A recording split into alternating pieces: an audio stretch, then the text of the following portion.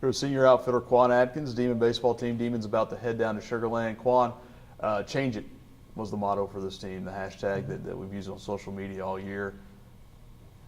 You look at it, it's certainly been a change for the better, changed your fate. You're going back to the tournament. I know you guys have some unfinished business, especially guys like you and Dave and Kelsey and Nate Jones and Austin Wright, guys who have been there before. Mm-hmm. Yes, sir. You got some unfinished business. And does it feel like deja vu? You're facing McNeese again. It's 9 in the morning. Same thing that happened last time. I mean, hey, it's kind of the luck of the draw. We get that same draw. I feel like every year I've been to the tournament past 3 times. So, I mean, hey, change it is a motto. So let's change it and actually win this first game right here and get off to a good start and get everything rolling, get the bats hot, keep the gloves clean. You guys saw Grant Anderson about 5 or 6 weeks ago. It was a tough Friday night game, as most are. You'll probably see him again to start the game Wednesday morning. What do you take from that game in Lake Charles against him into this game Wednesday morning? It's a positive that we've seen him before, so we know what to expect. We know what he's got. We know what kind of pitches he like to throw, and just like his brother, we've seen both of them before, and those are their 2 main guys, if I believe, out the pen and the starter. So, I mean, I'm confident going into it, knowing that we've seen him for 9 or 10 innings last game, because we went 13 innings, 14 innings. It was a long game, hard to remember. But I'm confident going into the game, and we just take from it that, hey, learn from the mistakes that we made last game and not make those same mistakes again. You've had, I think Patrick Netherton is probably, I can't count on both hands how many times he said you're probably the best story in the Southland Conference this year with the improvement by the numbers that you've shown, especially offensively. But you were named to the 3rd-team All-Conference. That'll come out a little later today. But personally, I don't know if you looked for any accolades, but what kind of feeling is that?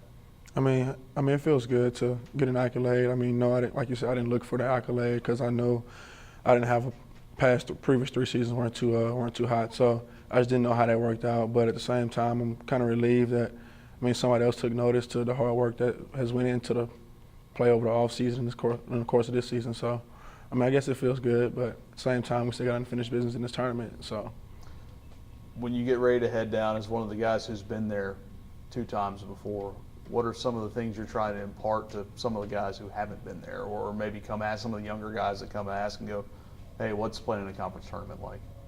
All hands on deck. You need everybody at their best at that one point, at that week of conference tournament play right there. Pitching staff needs to be at their best. Hitters need to be at their best.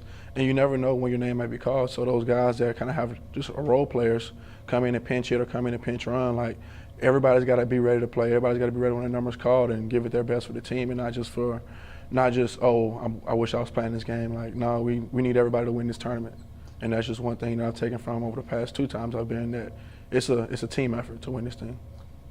We just mentioned you're a 3rd-team All-Conference performer.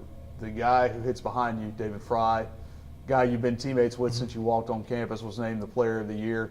You've gotten to see a lot of his at-bats from first or second or third base. With him hitting right behind you, but for him, a most deserved honor. Oh, yeah, without a doubt. Dave's worked his tail off all 4 years. I remember coming in the summertime with him, and I was just watching him field ground balls at shortstop and at second base. He's a first baseman now, but, just watching him take at-bats after at-bats and just the way he's grown as a player, it actually made me better because I got a chance to sit back and watch him play as well, so you kind of learn from the guys you play with, and he's been a great person to play with over these past 4 years, and I wish him the best as well. 4 years ago, you come in, and Bobby Barbier is the pitching coach. 2 years ago, he becomes the head coach. This year, he's the Clay Gould Southland Conference Coach of the Year.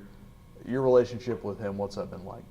Well, it's been better every single year. Of course, with him being the pitching coach my freshman year, I wasn't around him as much as those guys like Evan Tidwell and those guys. But as he's gotten to a bigger role as part of being a part of my life and as my coach, of course, I've gotten to know him a lot better as a person.